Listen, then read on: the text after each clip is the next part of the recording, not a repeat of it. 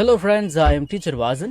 I saw அப்படின்னா நான் பார்த்தேன் an old man ஒரு வயதான முதியவரை grazing cows மாடுகள் மேய்த்து கொண்டிருப்பதை in the field வயலில் field அப்படின்னா FIELD field அப்படின்னா வயல் அப்படின்னு அர்த்தம். சரி இப்ப கவனிங்க ஏ அப்படின்னாலும் ஏஎன் ஆன் அப்படின்னாலும் ஒரு அப்படின்னு தான் அர்த்தம். an old man அப்படின்னா ஒரு முதியவர் அப்படின்னு அர்த்தம். சரிங்களா? ஓகே, அடுத்தது கிரேசிங் அப்படின்னா மேய்த்தல் அப்படின்னும் அர்த்தம் எடுத்துக்கலாம். மேய்ந்து கொண்டு இருக்கிறது அப்படின்னும் அர்த்தம் எடுத்துக்கலாம்.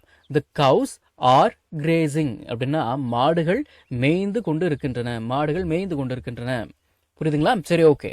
I saw an old man grazing cows in the field. நான் வயலில் ஒரு முதியவர் மாடுகளை மேய்ப்பதை பார்த்தேன்.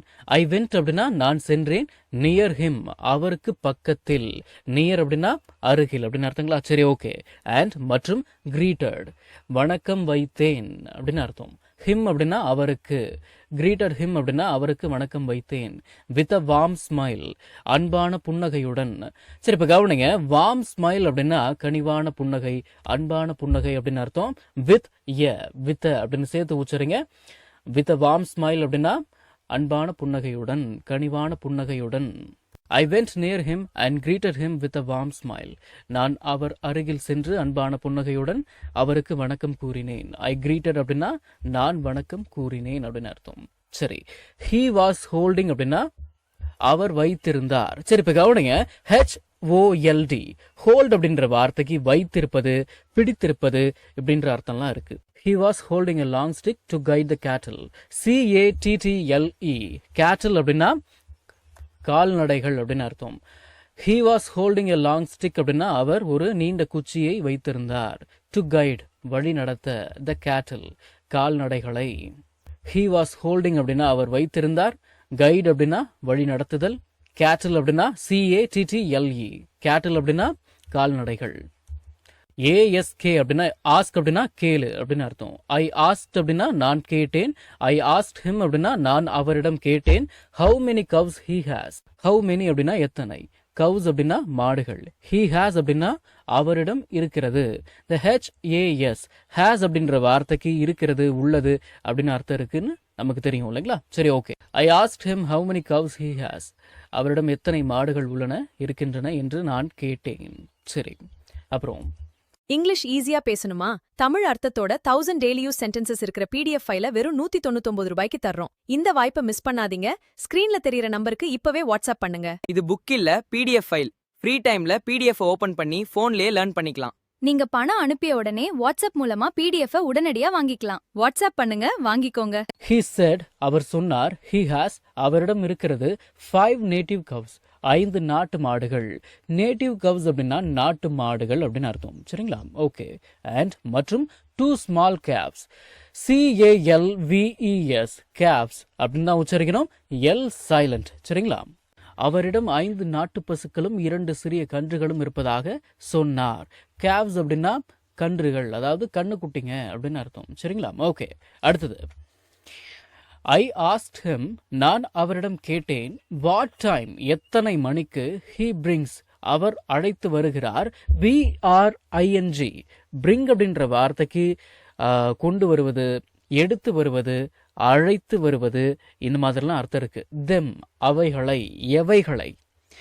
them அப்படின்ற வார்த்தைக்கு அவர்களை, அவைகளை அப்படின்னு அர்த்தம் இருக்கு.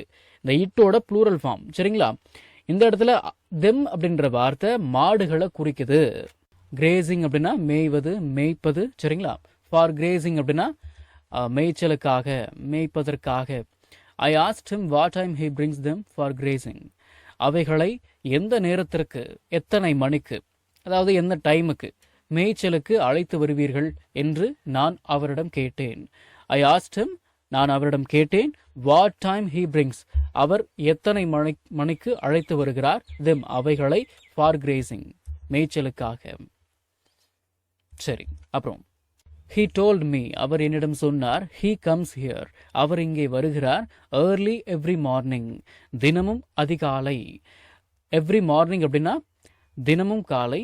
early every morning அப்படின்னா early every morning தினமும் அதிகாலை.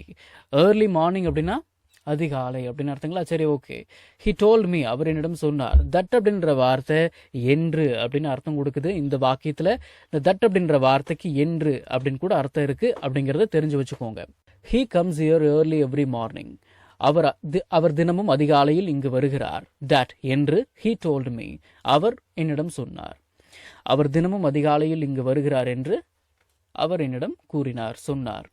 சரிங்களா? ஓகே. த கவ்ஸ், மாடுகள், வேர் ஈட்டிங், சாப்பிட்டு கொண்டிருந்தன. த ஃப்ரெஷ் கிராஸ், ஃப்ரெஷ்ஷான புற்களை, பீஸ்ஃபுல்லி, அமைதியாக. பீஸ்ஃபுல்லி அப்படின்ற வார்த்தைக்கு அமைதியாக, நிம்மதியாக, இந்த மாதிரிலாம் அர்த்தம் இருக்கு.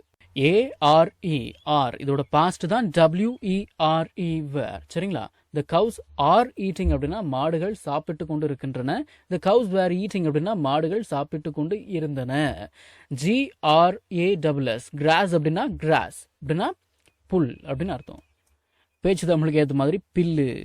சரிங்களா? ஓகே. அடுத்தது ஹி ஷேட், அவர் பகிர்ந்து கொண்டார்.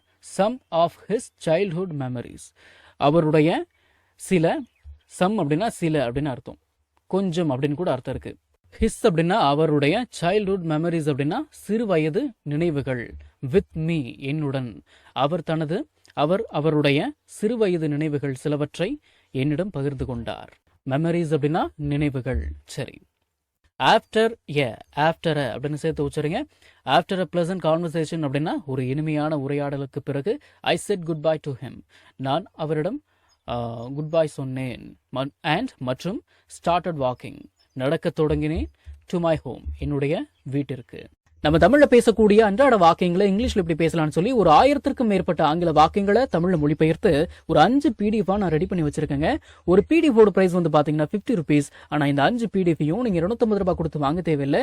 ஜஸ்ட் 199 rupees பே பண்ணி நீங்க வாங்கிக்கலாம். இந்த PDFஸ்ல இருக்கக்கூடிய 1000 வாக்கியங்களும் பேசக்கூடிய வாக்கியங்கள் தானே தவிர இந்த சென்டென்ஸ் கொடுத்து வச்சிருக்காங்களே இதை நான் எங்க பேச போறேன் அப்படின்ற ஃபீலே உங்களுக்கு வராது. இதை நீங்க PDF ஃபார்மேட்ல வாங்கிக்கிறதால உங்களுடைய ஃப்ரீ டைம்ல PDF ஓபன் பண்ணி போன்லயே லேர்ன் பண்ணிக்கலாம். நீங்க பணம் அனுப்பின உடனே வாட்ஸ்அப் மூலமா உங்களுக்கு 5 PDFையும் அனுப்பிடுவேன். So what are you guys waiting for? ஸ்கிரீன்ல தெரியுற நம்பருக்கு இப்பவே வாட்ஸ்அப் பண்ணுங்க, இல்லனா கால் பண்ணுங்க.